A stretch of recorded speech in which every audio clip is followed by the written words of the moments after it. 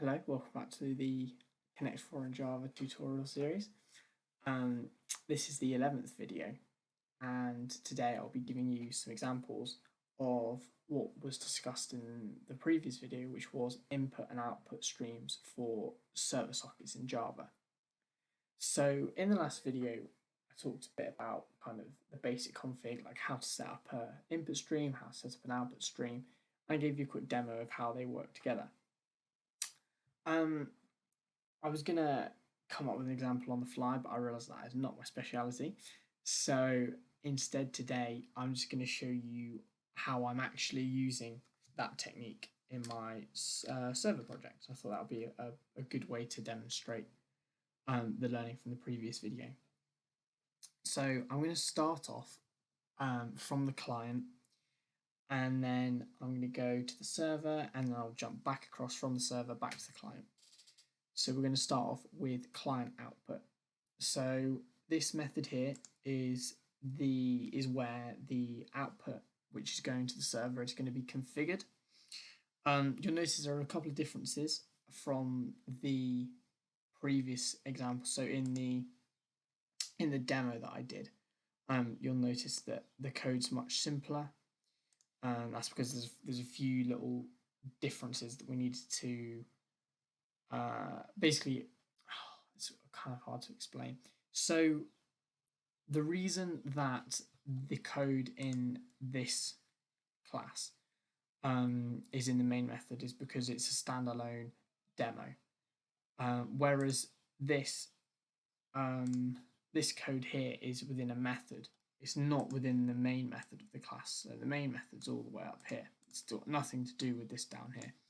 And the reason for that is because this isn't this output stream isn't the primary function of this class. This class does lots of different things. Here, the only thing that I'm doing is I'm making an output stream. So I can freely put it in the main method, fine. However, since this is just a component of the main class, my client class for the Connect 4 project, since this is just a small part of the overall application, it makes more sense to differentiate it between everything else by putting it in its own method. Now, the slight downside of doing that is that there are extra requirements which need to be met now that it's not in the main method. So, for example, now that it's in its own method, it doesn't have access to the socket. So you remember I said that we're accessing the get output stream of the socket that we're using to connect to the server. And obviously, in this example, the socket is right there. But here, it's not, because of how the functionality has been split up. So, what I mean by that is the socket is established within the constructor. It's not established within this output method, and therefore we need to pass it as a parameter. In addition, the game board is also passed as a parameter. Again, the game board is defined within the constructor. This functionality has been separated out. As a result, we need to pass the game board as a parameter. Finally, you'll notice this throws IO exception. I believe I discussed this in tutorial 9. But just a quick reminder, throws IO exception basically says that this method has the chance of throwing an exception, and therefore it can only be executed within a try-catch statement. So if I go up to, and I'll give you a quick example. If I do, have I got a game board up here? I don't think I do. Where's board? There's that. Okay, that's it. So if I do, oh, this is all within a try statement. That's not helpful at all. Okay.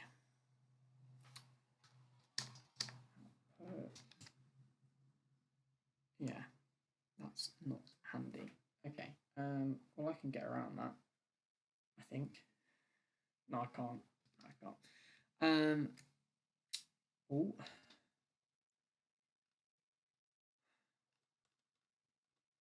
Top and bottom of it is that this method will only work if it is called within a try-catch statement. So if I call it within here, that is absolutely fine. But if I call it outside of the try-catch statement, it will present me with an error. And that is because sockets throw an error, and since we're interacting with the socket, the IO exception is still there. So yeah, that's why that is there. The only difference really between this method and the method we have here is this print line. So the data that we're writing to the server is different to what we wrote in the previous tutorial. And in this example, what we're writing is we're writing the game board.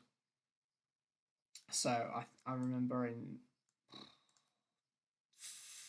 tutorial 5, I'll put a card to it. I'd kind of discussed how you can use for loops to loop through the game board, and that was a good way of getting all of the data about the game.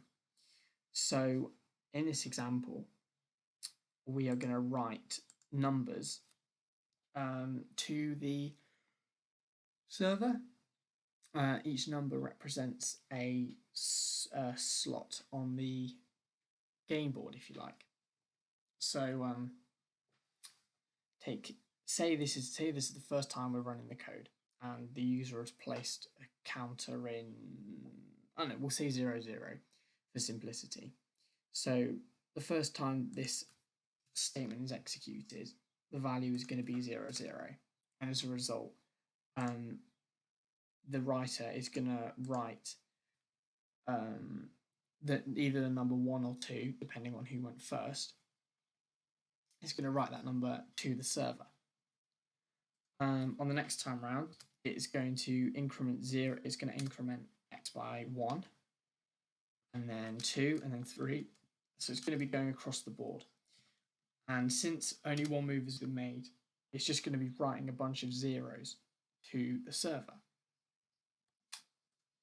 And that's all it's doing, basically. It's just writing single digits. If it's a player counter, it will return which player it is, so it will return 1 or a 2. If the slot's empty, it will return a 0. And so it's just sending a stream of single-digit integers to the server. And that's all that this needs to do. On this side of things, in the connection container, we have our input method. So it's configured the same as the previous method for the previous example. So all of this is exactly the same. You know, you can see the input stream, you can see your upper reader, your input stream reader, all that kind of thing. The only difference is we are going to, we're not going to, well, no, actually tell a lie, we are going to print something to the screen just to make sure that it's worked. However, the main functionality is here. And what it's going to be is every single time a digit comes in, it's referred to as a line.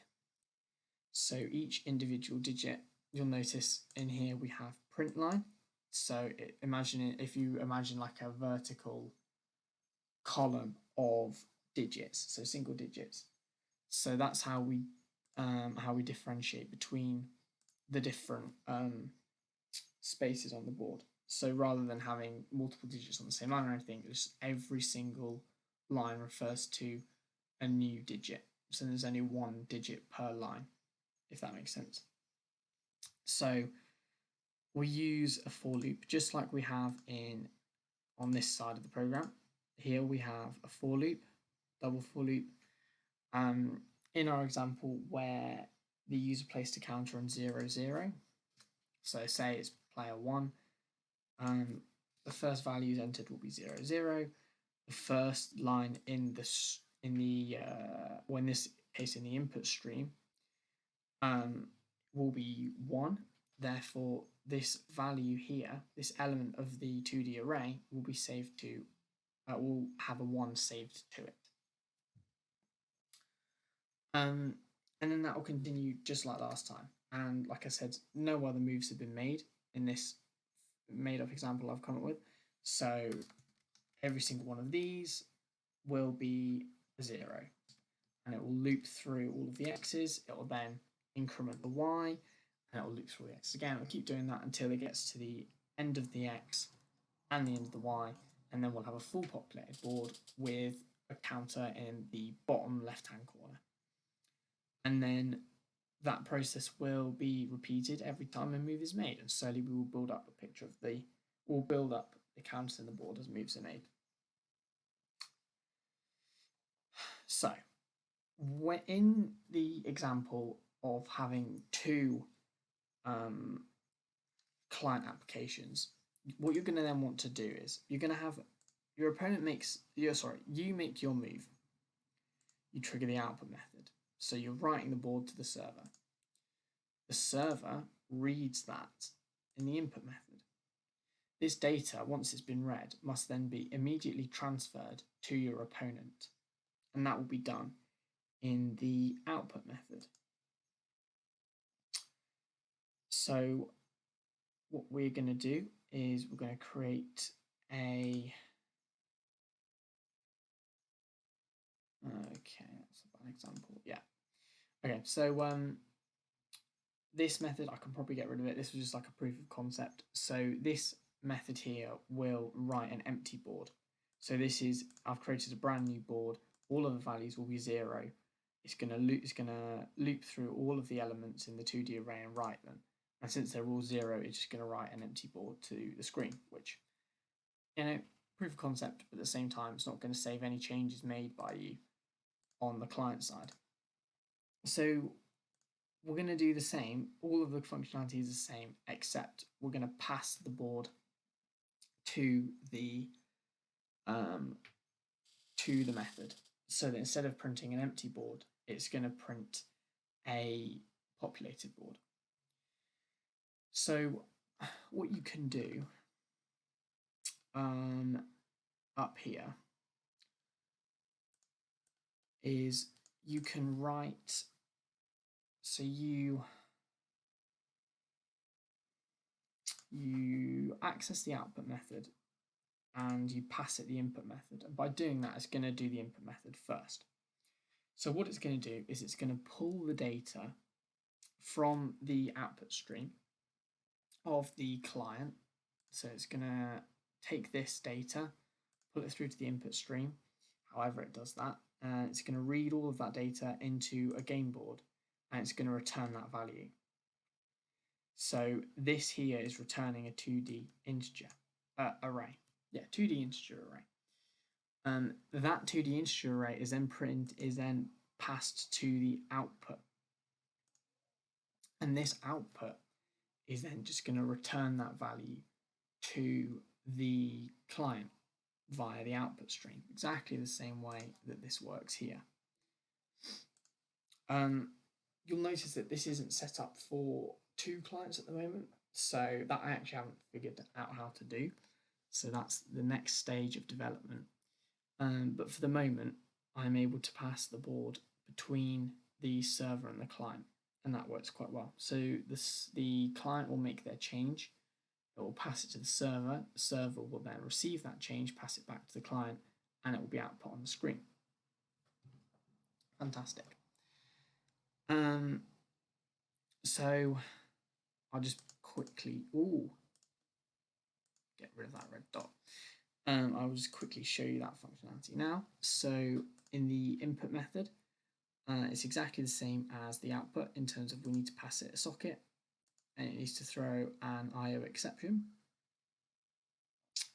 It returns a 2D array, just like in the server application, just like in here. That's working exactly the same way. So when the server triggers the output method, we will trigger our input method on the client side, and it will pull the data through and return it as a 2D array. And then from there, that means we've got an up-to-date game board. In the real version, this won't be us doing that, this will be our opponent doing that. I mean, we can send the board to the client as well, but it's kind of unnecessary. So we will just write the board to our opponent. Our opponent will then make a move, and then we will use this method to pull through the changes that they made to the board. And that process will just repeat until the game is lost or won. Trying to think if there's anything else. So the problem that I'm having with all of this at the moment is the fact that it's hard to establish who's playing who. And the reason for that is because every time I create a new instance of this connection container, I'm losing track of how many I have. So I could have 3 open connections to client applications, and that'd be fine. However, I've not got a way of distinguishing which connection refers to which client, and that's a bit of a problem. Equally, I'm trying to figure out a way of how to match up clients to each other so that you match with your opponent, and it's only you and your opponent that receive the board that you're playing on. I've got a few different ideas of how to do that. But from now on, like, I am in totally uncharted territories. This will be very much a kind of showing you guys how I'm going to approach the problem rather than kind of what I've done so far. So like, you guys are now like fully up to date on all of this. So everything that I've done in this project, you guys are like now fully up to date on it. Actually, no, tell me, there's one more thing. I have started on a solution to this problem. So for example, I've built the array for connections. So that's there. I'm also going to take a text file, just in the event that the user disconnects, for example. I'm going to save connections so you know who your opponent is, and the game board can potentially be saved. I'll probably create another text file in order to do that, but it is very slow going because it's very complicated and I am very stuck.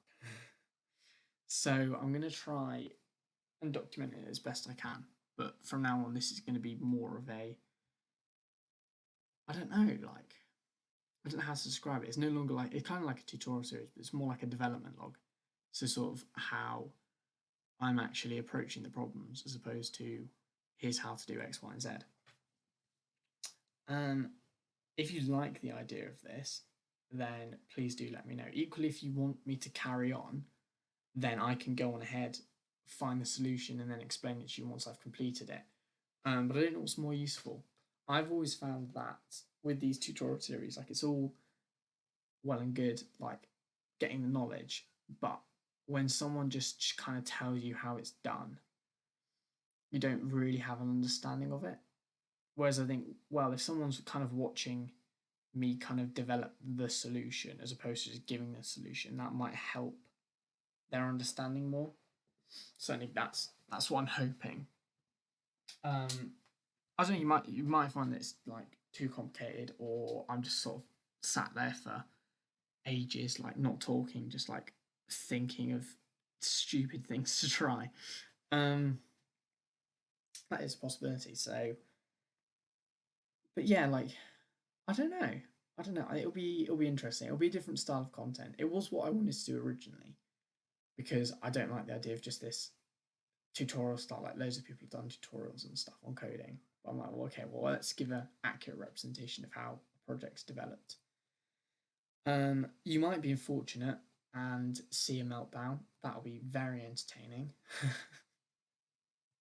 It might result in me breaking my laptop, so that could be a slight problem. But apart from that, it'll be very funny when I absolutely lose my mind because I've missed out a semicolon and I just can't see it because I've been working on it for like 3 hours and I'm totally losing the plot. But yeah, so that's the plan for the future. Also, on a quick note, I completely messed up the previous video, so I've had to delete that and reshoot it. That's my bad. I've got my input and output mixed up and told you guys a bunch of garbage. So now the new video is all correct. I think. I hope. And yeah, I guess I will stop rambling and see you guys in the next one.